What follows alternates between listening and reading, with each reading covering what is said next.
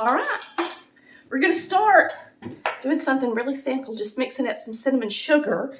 I'm gonna use about a 1/4 cup of sugar. Put it in a bowl, separate. Let's go back to a teaspoon, not a tablespoon. Now, if your tastes are, you love a lot of spice in your pie, then of course you can use apple pie spice or different spices and mix them together. I'm just making an old-fashioned country way of doing it, and we just use cinnamon. Most of my life, that's about all we ever used.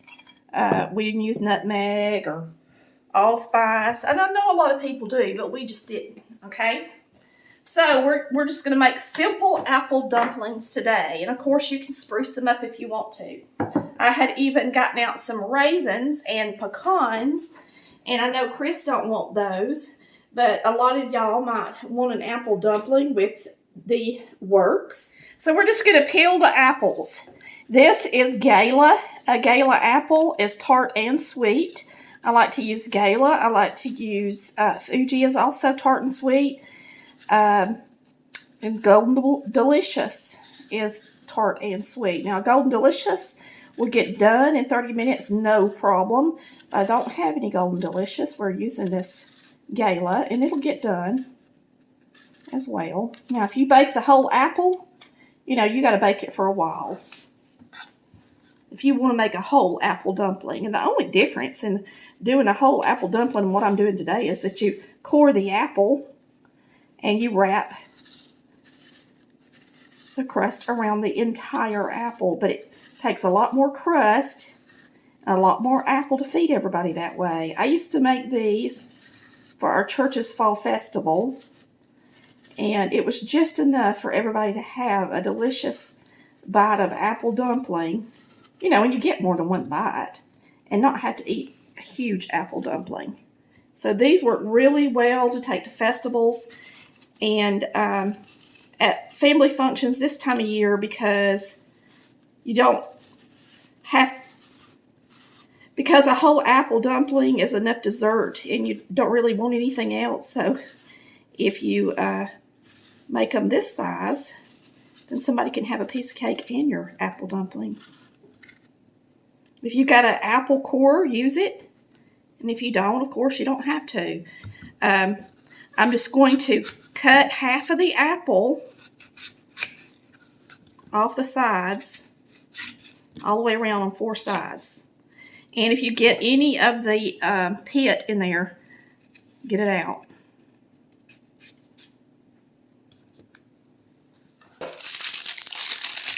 Okay, we're going to be using refrigerated pie dough because that's what is so easy about this recipe. And refrigerated pie dough, I don't care what anybody tells you, it's delicious. Just try it. If you don't believe me, make a pie dough. Buy a refrigerated pie dough. Put them in something and taste test them. And you'll find that the refrigerated pie dough is really delicious. This is really cold still. You're supposed to let it come to room temperature before you roll it out. I'm breaking the rules a little. Matter of fact, I think I'm going to throw it in the microwave 2 seconds. 10 seconds. That way when we get ready to pull it up over the apple, it'll be a little more flexible.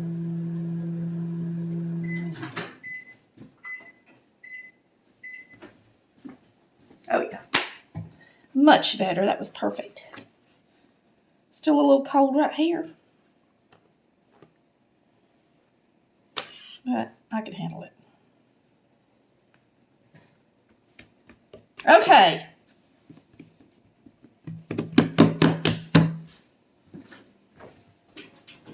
We're going to cut out little circles to make our dumplings with. I use the bottom of my sifter because it's just the right size to me.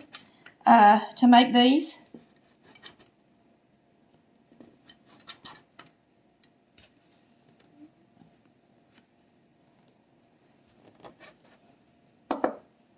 So you should be able to get about 1, 2, 3, 4, 5 around the edges if you use the bottom of your sifter.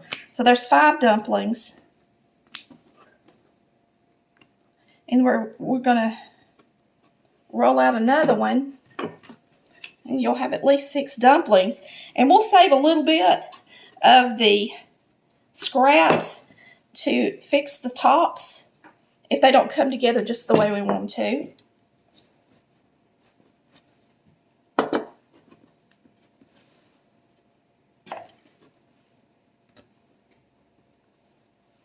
All right, now this is going to be our scrap. So let's see, we had 6. We'll go ahead and divide it up into 6 pieces. And if you want to, you can make, matter of fact, let's do that. Let's make little leaves to go on top of them real quick. If you have a cutter, you can use a cutter, or you can just use a paring knife and cut them out yourself, which is what I'm going to do. And we'll just put a little leaf on the very top of it and just make it pretty. So I'm going to do little maple leaves.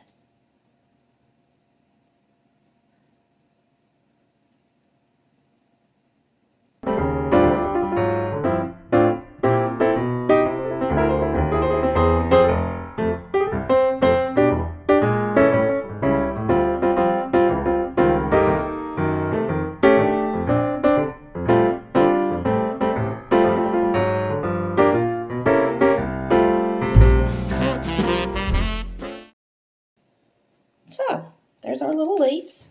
We'll lay them right here.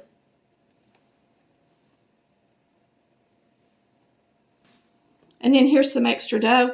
I'm going to separate it, make it 6 pieces, just so that I'll have the same amount for each top of each dumpling that we do.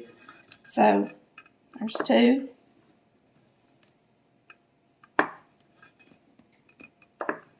Six pieces. It's good enough. All right, here we go. We're going to take the bottom of the dumpling, and we are going to put, do we have butter in here? Oh, yeah. I'm going to take butter, and I'm going to spread on the dough, like so, and get some of our sugar we mixed up. Put it in here. Like so, about a teaspoon's worth. And then you're going to put your apple in the middle here. Like this. You're going to bring it up and press your dough up towards the top.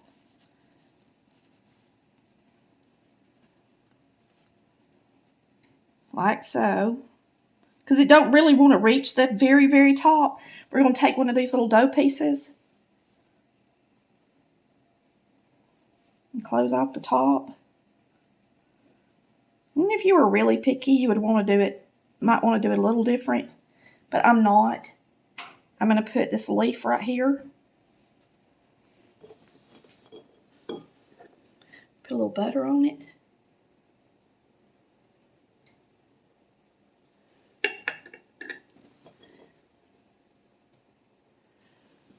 It's going in. So you're going to do each one that way.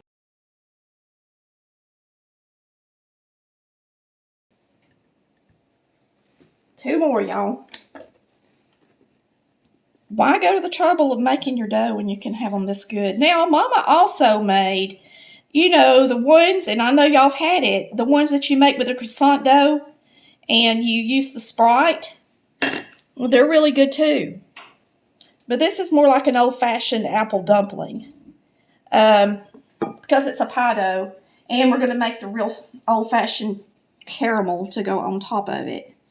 So even if this part is a shortcut, you're not going to be able to tell in the end that I did any shortcut because it's still pie dough. The end. The last one. So one thing of pie dough, one crust, and there's 2 in a box, will make 6 of these round apple dumplings that you can cut out with the bottom of your sifter.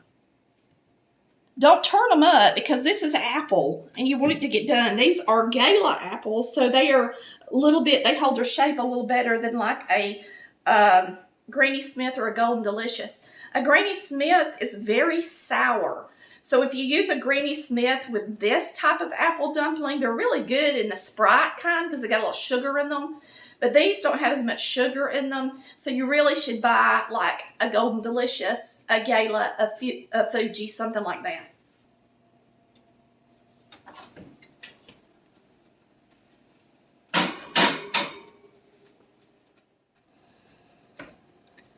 All right, we're going to make some delicious caramel sauce. So easy. All right, so you take a stick of butter and you melt it in a little saucepan. It's going to make about 1.5 cups. So just make sure your saucepan is large enough to hold it. If you've got a nonstick skillet, you can use it too.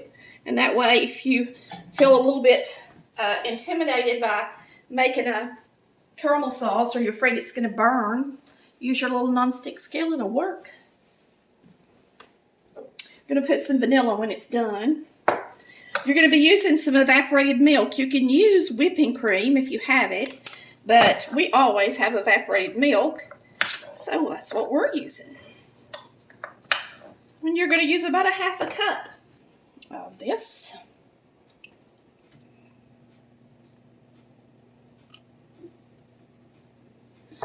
We'll be using about 3/4 cups of brown sugar. And this is 1/2. And it's going to be packed, of course. So that's 1/2 cup. And then I'm going to add 1/4 cup.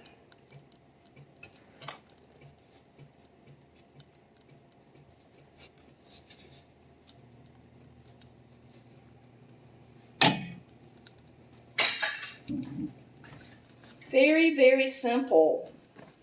And very, very good. So, I'm just going to take you a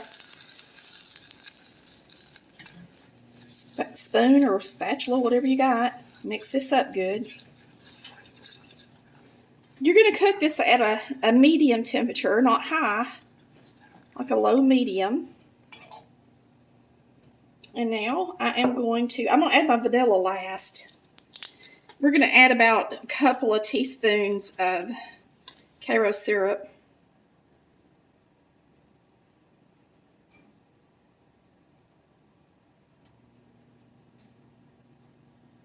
Looks good to me. The milk is what scorches, and the sugar is what you need to get melted. That's the most important thing. So, you know, let it sit in here with this butter. It's not going to stick when it's in here with this butter. And start getting hot, and then put your milk in there.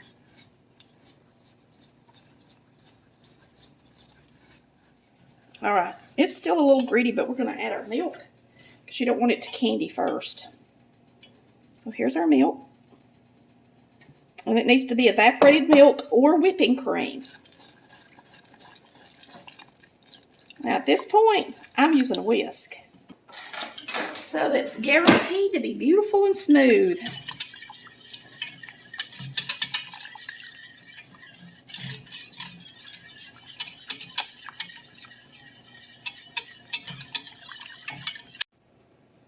Now we're going to bring this up to a medium-high heat at this point. Bring it to a boil.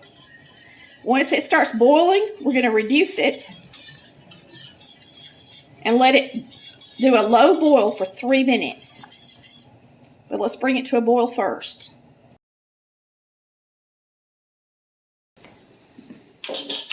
Got out my jar. It's boiling. Once it comes up to a boil like that, I'm going to turn it down to medium and let it boil for 3 minutes. So let's turn on our timer. 3.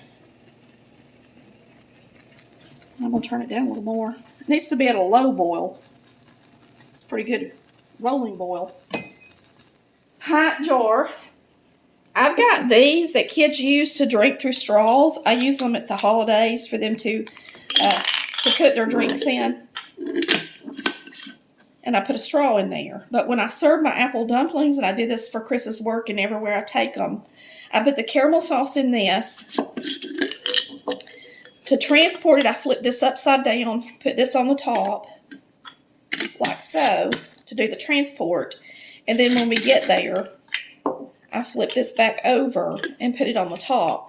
Now, when you transport it, you don't want to have it laying down like this in the jar, or you'll have caramel all over this. Make sure you keep it upright during the transport.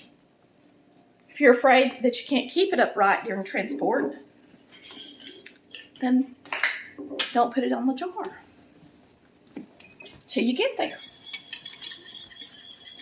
Got a minute and a half left. Some people make the caramel sauce, pour it over all the apples, you know, and put it back in the oven and heat it up.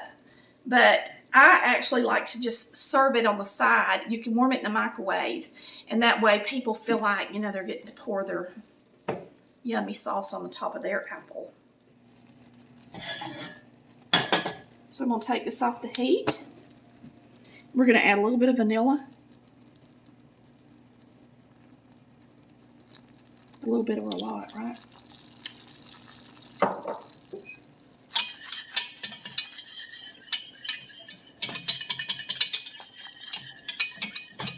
Now it's hot, hot. So when you pour it up, be careful.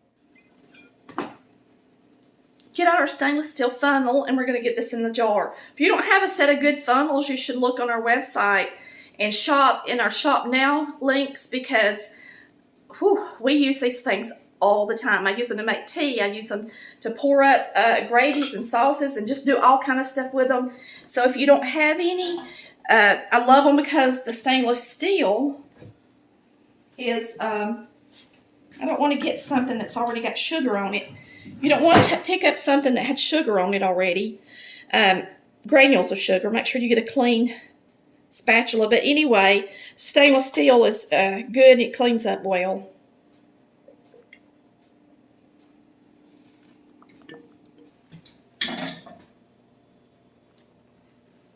It's good. It's already getting creamy. It's so delicious, y'all. So good. I'm ready to eat these. And they're brown and pretty. Turn the light on so y'all can see them when I take them out. Go ahead and cancel the oven.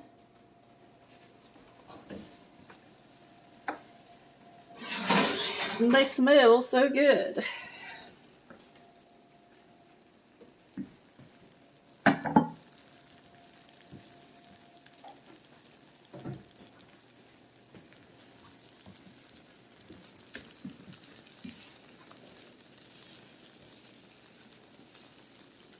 One fail.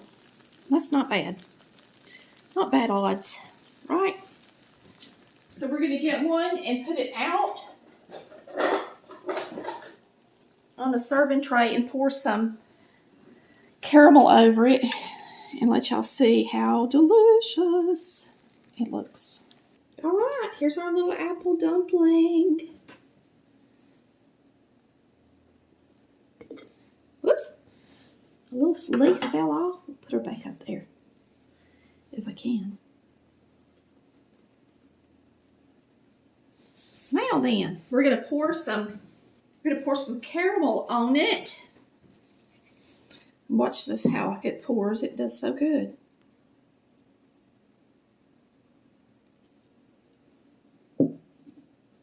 Does that look good or what? Or what? Okay, we're gonna give it a taste. Boy, I like being the taste tester. So you can see our little leaf.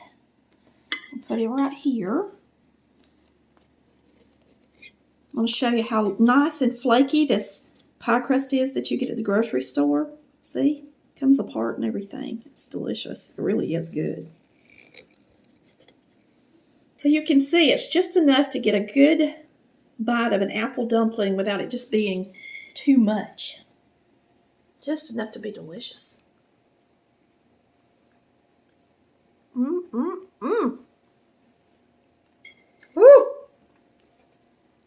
Golly, nothing says fall like an apple dumpling. Nothing can beat the delicious homemade caramel and the taste of a fresh apple in the fall.